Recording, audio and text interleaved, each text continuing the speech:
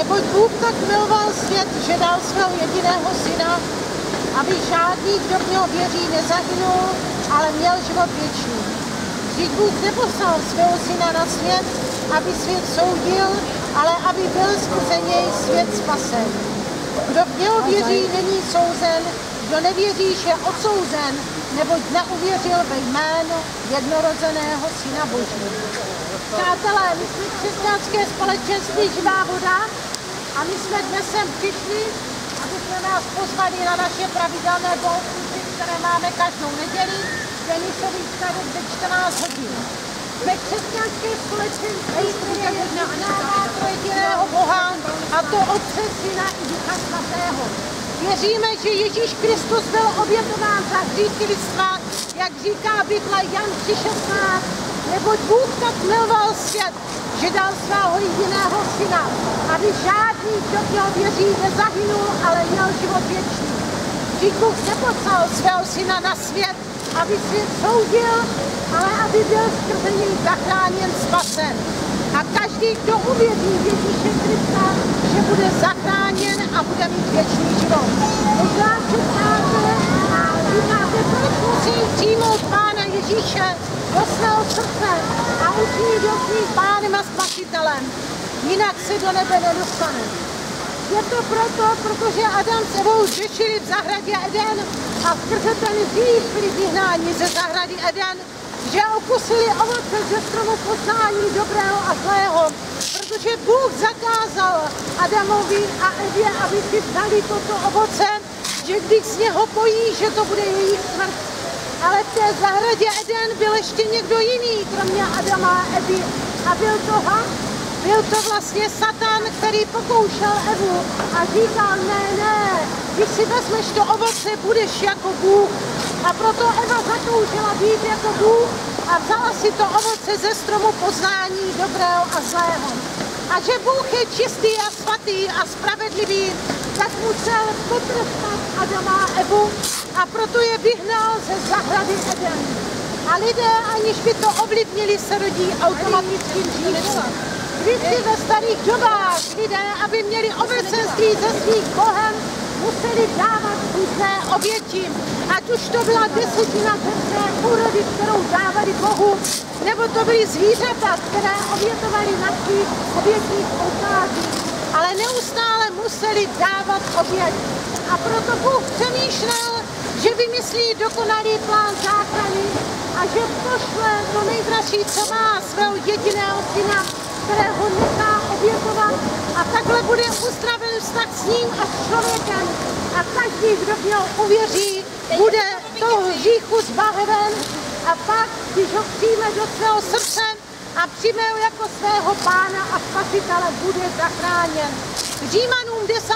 kapitola 9. verš říká, vyznáš-li ústy Ježíše jako svého Pána a srdcem uvěří, že ho Bůh vzkřísil z mrtvých, budeš zachráněn. Proto, přátelé, nestačí věřit, ale je potřeba ústy vyznat a pozvat Pána Ježíše do svého srdce. Proto, když chodíte do kostela, možná hledáte Boha a myslíte si, že Boha znáte, ale ve skutečnosti ho neznáte, protože sám Ježíš řekl, že on je cesta, pravda a život a nikdo nepřichází k Otci než skrze něj. A tak to je, přátelé. Do nebe se nedostanete kvůli hříchu, který udělal Adam s Evou v zahradě Eden. Protože ten hřích sňal jenom Ježíš Kristus. Ale dobrá zpráva je v tom, že můžete se dostat do nebe, že můžete být nový stvoření, jak říká Bible, a mít věčný život. Možná se ptáte, jak to mám udělat. Je to velice jednoduché. Stačí se pomodlit tuto modlitbu a pozvat Pána Ježíše do svého srdce, učinit ho svým Pánem a Spasitelem. Pak vám budou odpuštěny hříchy, Bůh vstoupí do vašeho srdce a vy se stanete Božíma dětma, jak říká Bible, a budete mít věčný život. Já jsem pastor křesťanského společenství Živá voda a já jsem uvěřila před 16 lety. Podotýkám, že jsem byla ateista tvrdý, protože lidé mi říkají, já jsem tvrdý ateista, nic mi neuvěří. Já jsem Boha taky nevěřila a nechtěla jsem Boha, dneska na to nejsem hrdá. Ale když jsem umírala na zápal plic sám, Bůh se mě dal poznat, Ježíš Kristus, a proto byl ke mně a řekl, já tě zachránil. Byl to pro mě důkaz, že Bůh existuje, přátelé. A můj život se změnil. A já jsem řekla, Bože, jestli ty mě zachráníš, já budu říkat, že jsi živý. Bůh mě zachránil.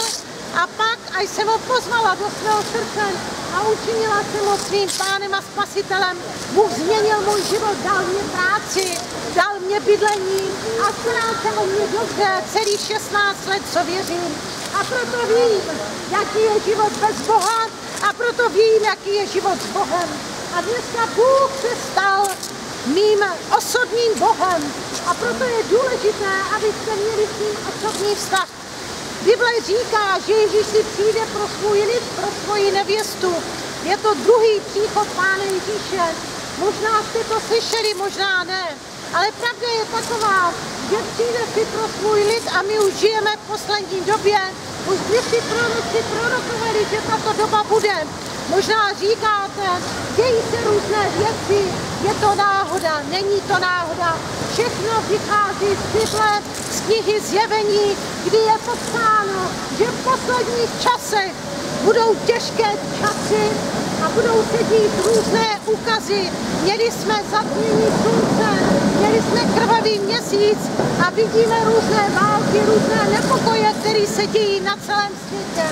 Ale všechno to značí k tomu, že Ježíš Kristus si přichází pro svůj lid, pro toho, jenom pro ty, kteří ho pozvou do svého srdce a učiní ho svým pánem a spasitelem. Proto jsme dnes tady, abyste měli stejnou šanci jako my a miliony lidí smířit se se svým Bohem, přijmout Pána Ježíše do svého srdce a mít věčný život. Bible také nám říká, že dobrýma skutkama se do nebe nedostaneme, že spasení je dar a nikdo si ho nemůže zasloužit. Je to tak, přátelé. Ale pokud vírou přijmete, že spasení je dar a budete se modlit a poprosíte Boha, aby vstoupil do vašeho srdce, on to udělá a váš život se změní. Já jsem to prožila ve svém životě a vím, že opravdu je to pravda. Proto chci dát lidem šanci stejnou, jako jsem měla já před 16 lety a kážu evangelium na náměstí a všude pořádám různé akce a vedu křesťanské společenství Živá voda, kdy vlastně seznamuju lidem Ježíše, Boha, že opravdu je živý Bůh, který ho neznají a ti, kteří ho znají, aby měli s ním plnohodnotný život, který říká Bible Jan 10:10. Já jsem přišel, aby měli život a měli ho v hojnosti. Přátelé, já se vás zeptám jednu otázku. Některý lidé prostě říkají, ale Bůh neexistuje, já ho nevidím. Vidíte vzduch, vidíte kyslík, nevidíte a přece je a přece ho potřebujete a tak je to s Bohem. Boha nevidíte, ale Bůh existuje. To neznamená, že neexistuje, on je duch a proto je potřeba ho přijmout ne svou myslí, ale vírou do svého srdce.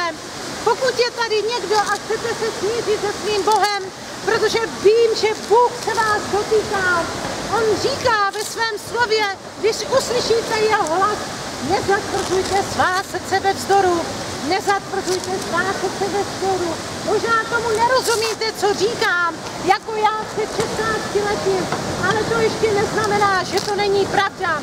Přátelé, možná znáte Bibli, snažili jste se studovat Bibli, ale Bibli nemůžete pochopit bez Boha. A jak říká Jan 1. kapitola, 1.